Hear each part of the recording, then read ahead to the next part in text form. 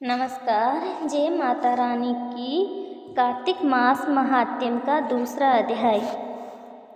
भगवान श्री कृष्ण आगे बोले, हे प्रिय, जब गुणवती को राक्षस द्वारा अपने पति एवं पिता के मारे जाने के समाचार मिला तो वह विलाप करने लगी। हे नाथ, हे पिता, मुझको त्याग कर तुम कहाँ चले गए?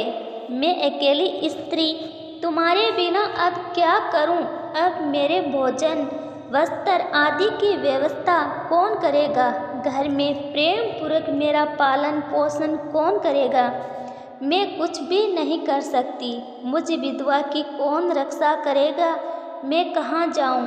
मेरे पास तो अब कोई ठिकाना भी नहीं रहा। इस प्रकार विलाप करते हुए गुणवती चक्कर खाकर धरती पर गिर पड़ी और बेहोश हो गई। बहुत देर बाद जब उसे होश आया तो वह पहले की ही भांति करुण विलाप करते हुए शोक सागर में डूब गई। कुछ समय के पश्चात जब वह संभली तो उसे ध्यान आया कि पिता और पति की मृत्यु के बाद मुझे उनकी क्रिया करनी चाहिए जिससे उनकी गति हो सके।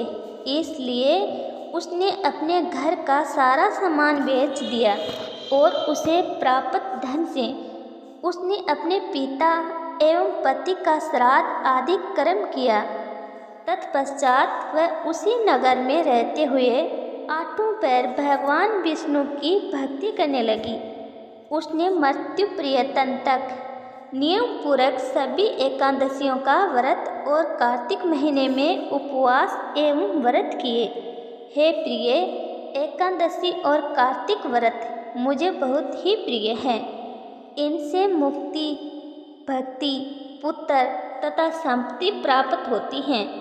कार्तिक मास में जब तुला राशि पर सूर्य आता है तब ब्रह्म मुहूर्त में उठकर स्नान करने एवं व्रत उपवास करने वाले मनुष्य मुझे बहुत प्रिय हैं, क्योंकि यदि उन्होंने पाप भी किए हो तो भी स्नान व व्रत के प्रभाव से उन्हें मोक्ष प्राप्त हो जाता है।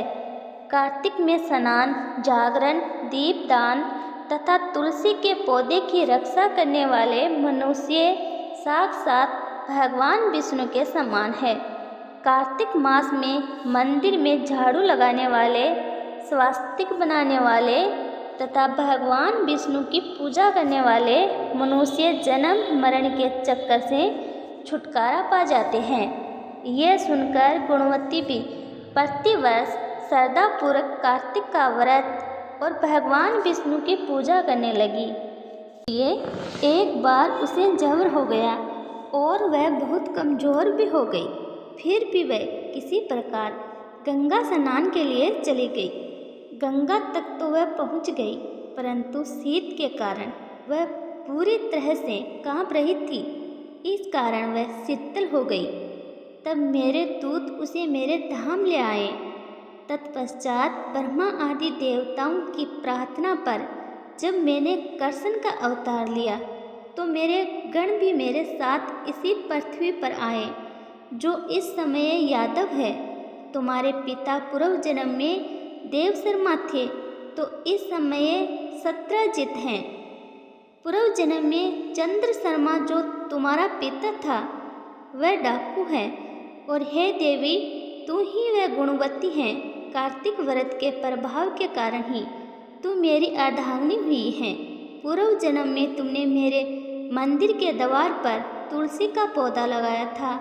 इस समय वह तेरे महलों के आंगन में कल्प वृक्ष के रूप में विद्यमान है।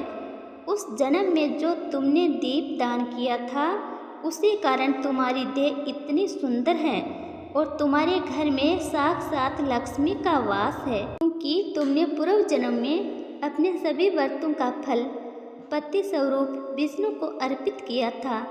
उसी के प्रभाव से इस जन्म में तुम मेरी प्रिय पत्नी हुई। पूर्व जन्म में तुमने नियम पूर्वक जो कार्तिक मास का व्रत किया था उसी के कारण मेरा और तुम्हारा कभी वियोग नहीं होगा।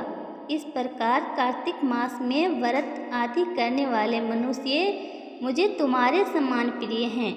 दूसरे जप तप यज्ञ दान आदि करने से प्राप्त फल कार्तिक मास में किए गए व्रत के फल से बहुत थोड़ा होता है, अर्थात कार्तिक मास के व्रतों का 16वां भाग भी नहीं होता है। इस प्रकार सत्यभामा भगवान श्री कृष्ण के मुख से अपने पूर्व जन्म के पुण्य का प्रभाव सुनकर बहुत प्रसन्न हुई।